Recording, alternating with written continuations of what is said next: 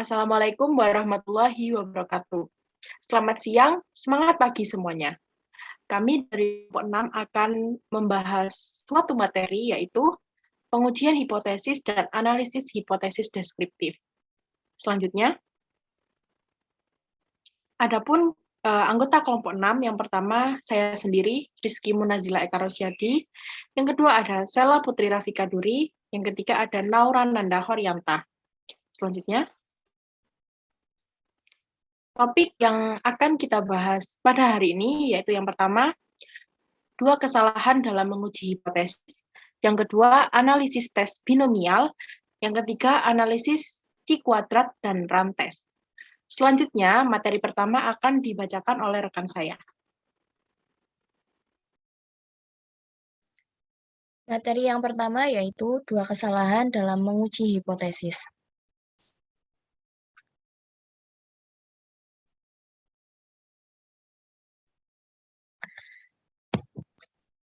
Pengujian hipotesis adalah suatu prosedur yang dilakukan dengan tujuan memutuskan apakah menerima atau menolak hipotesis mengenai parameter populasi. Nah, menurut Furhan, pada tahun 2007, untuk menguji hipotesis, peneliti harus yang pertama menarik kesimpulan tentang konsekuensi-konsekuensi yang akan dapat diamati apabila hipotesis tersebut benar. Yang kedua, memilih metode-metode penelitian yang akan memungkinkan pengamatan, eksperimentasi, atau prosedur lain yang diperlukan untuk menunjukkan apakah akibat-akibat tersebut terjadi atau tidak. Dan yang ketiga yaitu menerapkan metode ini serta mengumpulkan data yang dapat dianalisis untuk menunjukkan apakah hipotesis tersebut didukung oleh data atau tidak. Secara umum, hipotesis dapat diuji dengan dua cara, yaitu yang pertama mencocokkan dengan fakta. Maka diperlukan percobaan-percobaan untuk memperoleh data. Nah, data tersebut kemudian dinilai untuk mengetahui apakah hipotesis tersebut cocok dengan fakta tersebut atau tidak. Yang kedua yaitu konsistensi logis. Nah, peneliti di sini memilih suatu desain di mana logika dapat digunakan untuk menerima atau menolak hipotesis. Pada dasarnya, menguji hipotesis adalah menaksir parameter populasi berdasarkan data sampel. Menurut Sugiono pada tahun 2008, menyatakan bahwa terdapat dua cara menaksir, yaitu yang pertama point estimate atau titik taksiran, yang kedua yaitu interval estimate atau titik interval. Nah, point estimate yaitu suatu taksiran parameter populasi berdasarkan satu nilai data sampel. Nah, yang kedua yaitu interval estimate atau titik interval. Adalah suatu taksiran parameter populasi berdasarkan nilai interval data sampel. Sebagai contoh nih, saya berhipotesis atau menaksir bahwa daya tahan belajar siswa di Indonesia itu minim 10 jam per hari. Nah, hipotesis ini disebut point estimate karena daya tahan belajar siswa Indonesia ditaksir melalui satu nilai, yaitu 10 jam per hari. Apabila hipotesisnya berbunyi daya tahan belajar siswa Indonesia antara 8 sampai 12 jam per hari, maka hal ini disebut dengan interval estimate karena nilai intervalnya adalah 8 sampai dengan 12 jam. Menurut Sugiono pada tahun 2008 menyatakan bahwa dalam menaksir populasi berdasarkan data sampel kemungkinan akan terdapat dua kesalahan. Kesalahan yang pertama yaitu kesalahan tipe 1. Adalah suatu kesalahan bila menolak hipotesis 0 yang benar seharusnya diterima. Nah, dalam hal ini tingkat kesalahannya dinamakan dengan alfa. Contohnya yaitu kesalahan menyimpulkan ada perbedaan antara keseriusan belajar dengan pelajaran. Sesungguhnya tidak ada perbedaan antara keseriusan belajar dengan pelajaran. Nah, yang kedua yaitu kesalahan tipe 2 adalah kesalahan bila menerima hipotesis yang salah seharusnya ditolak. Tingkat kesalahan untuk ini dinyatakan dengan beta. Contoh, menyimpulkan tidak ada perbedaan antara keseriusan belajar dengan pelajaran. Padahal sesungguhnya ada perbedaan antara keseriusan belajar dengan pelajaran. Berdasarkan hal tersebut, maka hubungan antara keputusan menolak atau menerima hipotesis dapat digambarkan sebagai berikut. Nah, berikut tabel keputusan menerima hipotesis atau menolak hipotesis. Nah, dari tabel di atas dapat dijelaskan sebagai berikut. Yang pertama, keputusan menerima hipotesis 0, yang benar, berarti tidak membuat kesalahan. Yang kedua yaitu keputusan menerima hipotesis 0, yang salah, berarti terjadi kesalahan tipe 2. Yang ketiga, keputusan menolak hipotesis 0 yang benar, berarti terjadi kesalahan tipe 1. Dan yang keempat, keputusan menolak hipotesis 0 yang salah, berarti tidak membuat kesalahan. Nah, tingkat kesalahan ini kemudian disebut dengan level of significance atau tingkat signifikansi. Dalam prakteknya, tingkat signifikansi telah ditetapkan oleh peneliti terlebih dahulu sebelum hipotesis diuji. Biasanya, tingkat signifikansi atau tingkat kesalahan ini yang diambil adalah 1% dan 5%. Suatu hipotesis terbukti dengan mempunyai kesalahan 1%, berarti bila penelitian dilakukan pada 100 sampel yang diambil dari populasi yang sama, maka akan terdapat satu kesimpulan salah yang dilakukan untuk populasi. Materi selanjutnya akan dilanjutkan oleh rekan saya. Yang kedua adalah analisis tes binomial. Selanjutnya, dalam analisis tes binomial ini membahas yang pertama pengujian hipotesis deskriptif, yang kedua langkah-langkah pengujian hipotesis deskriptif, yang ketiga uji binomial single sample, yang keempat ciri binomial, dan yang kelima asumsi yang digunakan di uji binomial. Yang pertama, pengujian hipotesis deskriptif. Pengujian hipotesis deskriptif pada dasarnya merupakan proses pengujian generalisasi hasil penelitian yang didasarkan pada satu sampel. Dalam pengujian ini, variabel bersifat mandiri. Oleh karena itu, hipotesis penelitian tidak berbentuk perbandingan atau hubungan antar dua variabel atau lebih. Yang kedua, ada langkah-langkah dalam pengujian hipotesis deskriptif. Langkah-langkah tersebut yang pertama, menghitung rata-rata data, yang kedua, menghitung simpangan baku, yang ketiga, menghitung nilai T-hitung atau Z-hitung, yang keempat, mencari T-tabel, nilai T-tabel atau Z-tabel, yang kelima, menggambar kurva. Yang keenam, meletakkan kedudukan T-hitung dan T-tabel dalam kurva yang telah dibuat. Dan yang ketujuh, membuat keputusan pengujian hipotesis. Yang ketiga, uji binomial sign single sample. Uji binomial sign single sample atau uji tanda binomial satu sampel adalah salah satu uji statistik non-parametrik yang digunakan untuk menguji hipotesis pada populasi yang terdiri dari dua kategori data, yaitu menguji apakah proporsi sampel pada satu dari dua kategori yang sama dengan nilai yang ditentukan. Nah, statistik non-parametrik yang digunakan untuk menguji hipotesis satu sampel bila datanya nominal adalah tes binomial dan C kuadrat satu sampel. Bila datanya ordinal, maka akan diberikan rantes. Yang keempat, ada ciri binomial. Ciri binomial adalah data yang berupa dua atau macam unsur, yaitu gagal atau sukses yang diulang sebanyak berapa kali. Peneliti bebas untuk mendefinisikan apa yang dimaksud sukses dan apa yang dikategorikan gagal. Yang kelima, ada asumsi yang digunakan untuk uji binomial. Asumsi tersebut adalah Yang pertama, N percobaan saling independen. Yang kedua, masing-masing percobaan mempunyai probabilitas yang sama, yaitu P atau kelas pertama, dan 1 kurangi P atau Q yang disebut dengan kelas kedua.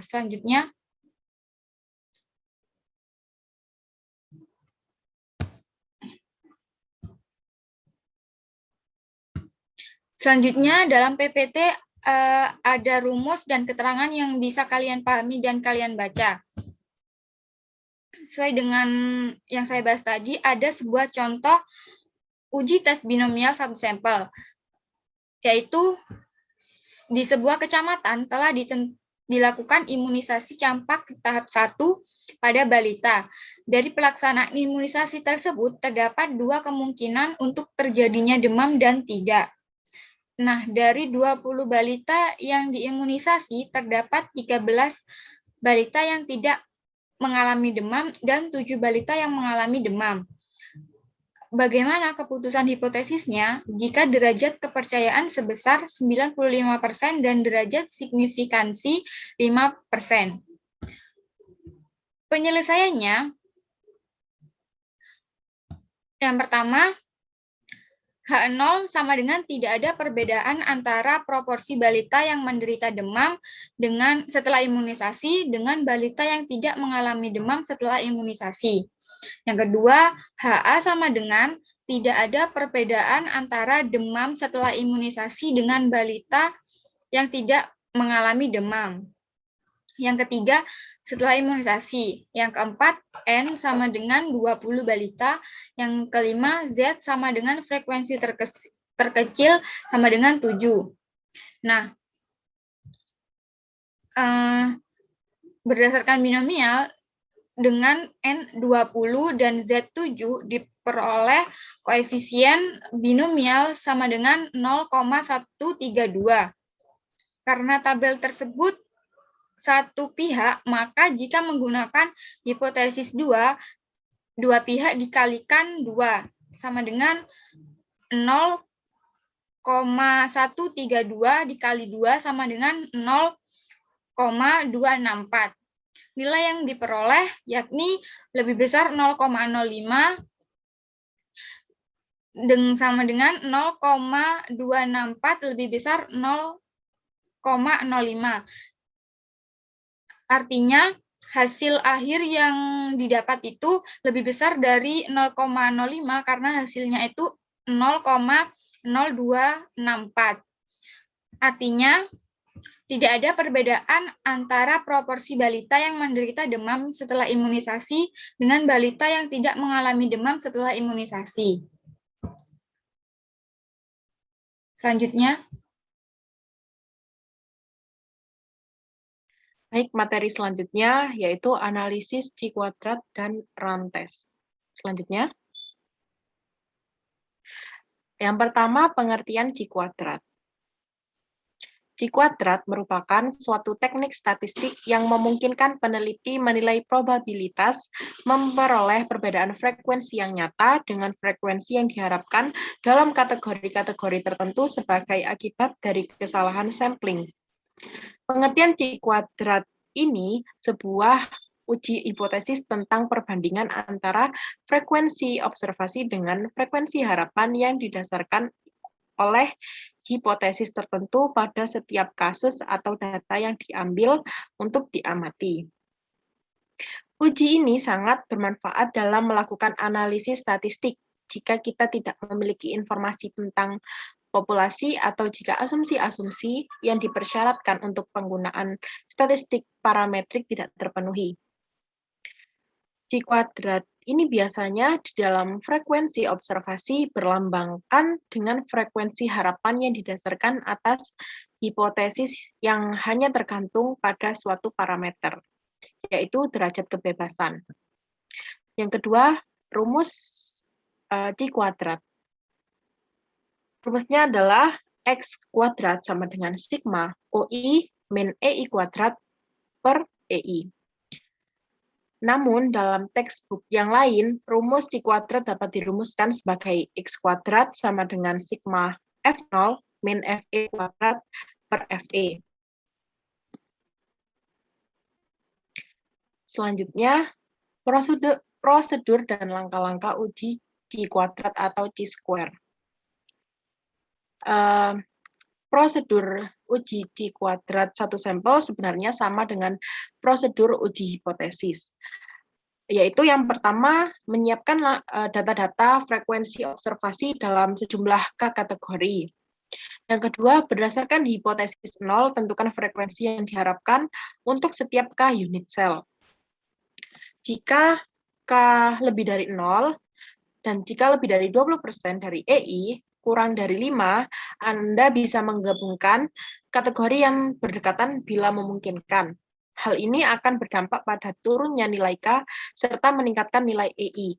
Apabila K sama dengan 2, uji C-kuadrat atau C-square untuk kasus satu sampel dapat digunakan secara maksimal jika tiap-tiap frekuensi yang diharapkan adalah 5 atau lebih. Langkah yang ketiga, tentukan taraf signifikansi atau nilai alfa. Langkah yang keempat, tentukan kriteria penolakan. Yang kelima, temukan nilai uji statistik. Yang keenam, buat kesimpulan berdasarkan prosedur analisis. Selanjutnya, berikut merupakan contoh penggunaan uji C-kuadrat atau C-square satu sampel. Selanjutnya adalah rantes. Yang pertama, pengertian rantes. Rantes atau uji RAN ini adalah uji yang digunakan untuk menguji hipotesis deskriptif satu sampel. Jika populasinya berbentuk datanya ordinal dan pengujian dilakukan dengan cara mengukur kerandoman populasi berdasarkan data hasil pengamatan sampel.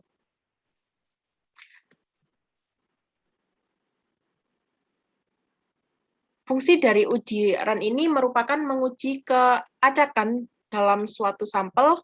Hipotesisnya adalah sebagai berikut.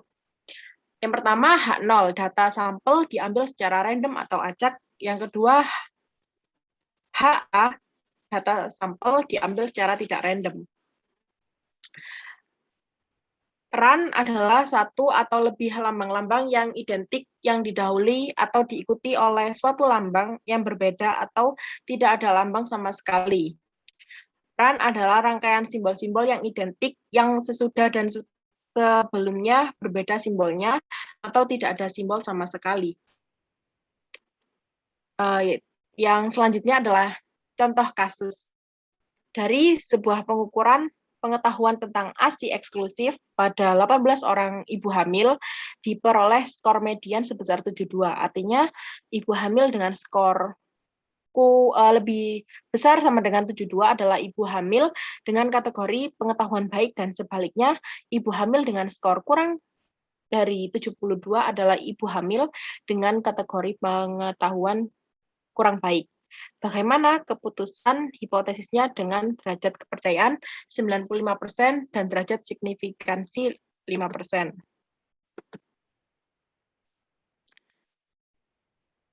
Penyelesaiannya yaitu H0, tidak ada perbedaan pengetahuan ibu hamil. Hal ini berarti urutan dalam memiliki pengetahuan bersifat random. HA, ada perbedaan pengetahuan ibu hamil. Dan coding 0 sama dengan lebih besar sama dengan 72 atau pengetahuan yang baik. Coding 1 sama dengan kurang dari 72, pengetahuan kurang baik. Jumlah N1 sama dengan coding 0 sama dengan 8, N2 sama dengan coding 1 sama dengan 10. Berdasarkan tabel di atas, jumlah RAN sama dengan 6, dengan N1 8 dan N2 10. Artinya tidak ada perbedaan pengetahuan ibu hamil. Hal ini berarti urutan dalam memiliki pengetahuan bersifat random. Selanjutnya, jadi kesimpulan pada materi hari ini yaitu pengujian hipotesis adalah suatu prosedur yang dilakukan dengan tujuan memutuskan apakah menerima atau menolak hipotesis mengenai parameter populasi. Secara umum, hipotesis dapat diuji dengan dua cara, yaitu mencocokkan dengan fakta atau dengan mempelajari konsistensi logis. uji binomial sign single sampel atau uji tanda binomial satu sampel adalah salah satu uji statistik non-parametrik yang digunakan untuk menguji hipotesis pada populasi yang terdiri dari dua kategori data, yaitu menguji apakah proporsi sampel pada satu dari dua kategori sama dengan nilai yang ditentukan. Statistik non-parametris yang digunakan untuk menguji hipotesis satu sampel bila datanya nominal adalah tes binomial, dan C kuadrat satu sampel. Bila datanya ordinal, maka akan diberikan random test. C kuadrat merupakan suatu teknik statistik yang memungkinkan peneliti menilai probabilitas memperoleh perbedaan frekuensi yang nyata dengan frekuensi yang diharapkan dalam kategori-kategori tertentu sebagai akibat dari kesalahan sampling. Pengertian C square atau C kuadrat lainnya adalah sebuah uji hipotesis tentang perbandingan antara frekuensi observasi dengan frekuensi harapan yang didasarkan oleh hipotesis tertentu pada setiap kasus atau data yang diambil untuk diamati. C kuadrat biasanya di dalam frekuensi observasi berlambangkan dengan frekuensi harapan yang didasarkan atas hipotesis yang hanya tergantung pada suatu parameter, yaitu derajat kebebasan. Selanjutnya, berikut merupakan daftar pustaka yang kami ambil dari materi hari ini. Terima kasih. Assalamualaikum warahmatullahi wabarakatuh.